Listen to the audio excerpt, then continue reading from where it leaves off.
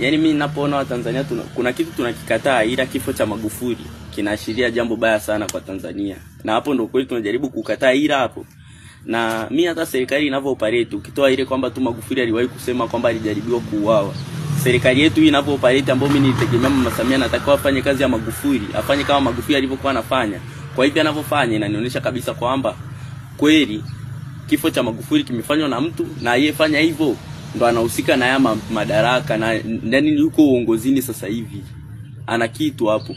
Kwa sababu kitu cha kwanza, yani ilikuweje baada ya Magufuli kufa ikatoka taarifa ya kashfa kwamba amekutwa na mamilioni ya hela ofisini mwake? Kwa sababu kivyovyote hii taarifa ilivyotoka inamaanisha serikali iliingia kumchafua Magufuli. Kwa nini wamchafue? Umeona? Haya, kitu kingine, hivi Kikwete ampataje njia kurudi kwenye serikali ingali Magufuli amekaaga na mpondea kila siku viongozi waliopita? Si amekaa na wapondea kaibia kila muda, sasa ampataje njia kurudi kwenye kwenye uongozi tena, hadi kurudi kwenye wenyekiti wa chama chetu? Kwa mimi hivi vitu kwangu have make sense. After sana Kikwete amekuwa nyuma ya sana ya kupush serikali ya mama iendelee. Lakini mimi hivi sasa ndo nakuja na nionyesha kwamba hawa ni watu waliofanya kwa ajili ya nani. Na sasa wewe jiulize tu kwamba yeye Kikwete nini, kwamba mama amefanya mambo mazuri sana mpaka anataka afanye hivi ya kumpa fursa tu kuendelea kufanya, kwa sababu sisi tunaona ameboronga. Umeona? Sasa yeye haoni hilo. Umeona? Half point nyingine mimi wanga naiweka kama kwa mfumo wa ushoga. Ila ninachomaanisha ni kwamba ni namna mfumo unavyoenda.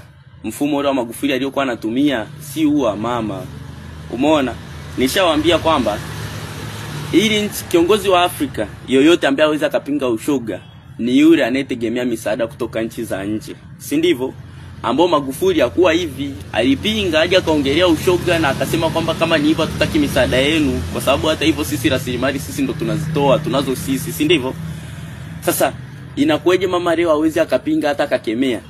Na hii ninavyosema hivi namaanisha kwamba hii si mawazo ya mama. Haya ni mawazo ya mtu ambaye ameshawahi kuwa kiongozi, amekula hizi hela za misaada kama hivi. Kwa sababu anazichukua, sio kwamba anazileta maendeleo kwetu. Ingekuwa ni maendeleo tungekuwa tunayaona. Wanazichukua anazira. Hawa ni watu ambao wamezida hizi hela kabla Magufuli kwa anajua okay kuna hela zinatokaga pale, hela ili tuzipate inabidi tufanye hivi tufanye hivyo. Kwa hiyo ndo amemuongoza mama kufanya hivyo. Kwa hiyo ni kweli kwamba mama aongozi hii serikali. Na kitu kingine sasa kibaya kuhusu hii serikali tunavyoenda hivi na tunaiendekeza, hatutawahi kupata kiongozi mwenye utii na mwenye nia kufanya jambo jema. Kwa sababu wewe fikiria kwa nini Magufuli ameuliwa. Lakini kitu kingine, kuna huyu mbunge wa Mpina, mbunge wa Kisesa Mwanza, alikuwa juzi kuna taarifa imetoka kama kuna mtu amelipwa, alikuwa amepewa taarifa, amepewa ofa ya kulipwa hela yote anayotaka kwa kujaribu kwenda kumfanyia shambulio, kufanyaje, kumuua, ambaye yeye akakataa. Kwa kukataa akaona kwamba ni si salama kwake, ikabidi ile taarifa ifanyeje, submit, aifikishe kwa viongozi wake, ambao akamwambia akapumzike nyumbani, wataifuatilia. Umeona? Kwa hiyo amekaa kimya hadi mwenyewe ibidi taarifa aiweke kwenye vyombo vya habari. Kitu ambacho mimi nafikiria kwamba wataanzia wapi kufanya, kwa sababu viongozi wetu ndio wako corrupted na wanajua wanachoenda kudili nacho, na hawezi hata wakataka wadili nacho, si ndivyo? Lakini kitu kingine, Mpina kwa nini awindwe? Kwamba kisa amekuwa anasisitiza kwamba taarifa ya kifo cha Magufuli itolewe, kwamba ambao wengine wameshasikia ni sumu. Umeona? Kwamba ndio hii alitegewa mara ya kwanza akakwepa, na ndio hii ilikuja kumfanikisha, si ndivyo? Wenyewe wanasema moyo. Mpina hii ashawahi kuongelea kwamba taarifa ya hichi kifo itolewe ya ukweli. Lakini huyu Mpina ni mtu alikuwa kama amevutiwa sana na ule mfumo wa uongozi wa Magufuli, kiasi kwamba anataka sisi tujitegemee. Sasa kwa kukana shinikiza hivi na kufanya yale anayofanya, kuna viongozi ambao tayari ni wakubwa, ila wanataka watetee ule wizi wanaofanya na madhaifu yao kwa kutaka kuwaondoa viongozi wenye utii. Sasa lini tutapata kiongozi mwenye utii kwa mambo kama hayo? Umeona? Na hata ninapokuwa nasikia tunavutana tena eti kwamba hizi kelele za katiba, eti mama amevunja katiba hivi, mama amefanya katiba vile, kana kwamba hii katiba ni maandishi tu na ni nzito kwetu sisi maskini na wananchi, ila wenyewe kwao ni kitu ambacho ameshavunja na wanaendelea kuvunja, kwa hiyo si nzito hivyo. Kwani wamevunja katiba mara ngapi? Hizi wanaofanya kila uchaguzi kiwemo na huu wanaopanga kwenda kufanya, sio katiba wanavunjaga? Hii mikataba inayosainiwa nje ya bunge, si katiba zinavunjwa? Hawa watu wanaosema ukweli wanafungwa kisa tu hawataki hizi taarifa zisemwe, sio kwamba wanaonewa, sio katiba zinavunjwa hizo. Umeona? Lakini tena kwa kuwa sisi hatukumchagua Samia kama rais wetu, ni ofa tu amepata, tuchukulie kama huu mwaka sasa hatuna nini, hatuna kiongozi.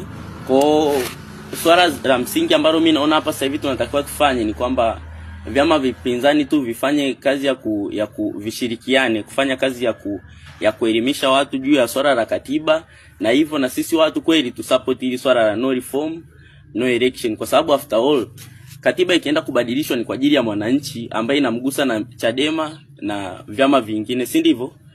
Kwa sababu hata mimi kesho nikipata mtoto atake kugombea ni haki yake, na mimi mwenyewe ningependa kweli afanye hivyo, si ndivyo? Kwa nini sasa akose fursa eti kisa kuna viongozi wameshaka pale kisa kitu ambacho tena ni katiba? Kwa sababu katiba ni haki yetu sisi kuandika. Na ukikubali hili swala kwamba wewe uende barabarani na mabango kwamba unataka katiba ibadilishwe, haimaanishi wewe unavunja amani. Na hata mimi ninachofanya hapa kuhimiza nyie, sivunje amani, kwa sababu ni haki yetu sisi wote na amani ni yetu. Kwani amani ni ya viongozi, si ndivyo? Lakini hii amani wanaweza wakavunja wao kwa sababu ya uwizi wao viongozi wao na nia zao mbaya. Wanawashinikiza polisi ambao sasa sijui ni watiifu au ni wajinga, wanatuvunjia sisi amani. Kwa hiyo amani hatutavunja sisi tutakuwa tunafanya tu pale ni kitu sahihi. Umeona? Kwa hiyo mimi naona hili swala la no reform no election kama Chadema wanavyosema hatufanyi kwa ajili ya Chadema, ni kwa ajili yetu sisi wote. Muda unaenda, katiba inabadilika, umeona? Kwa hiyo mimi naona tu ni swala la kusupport.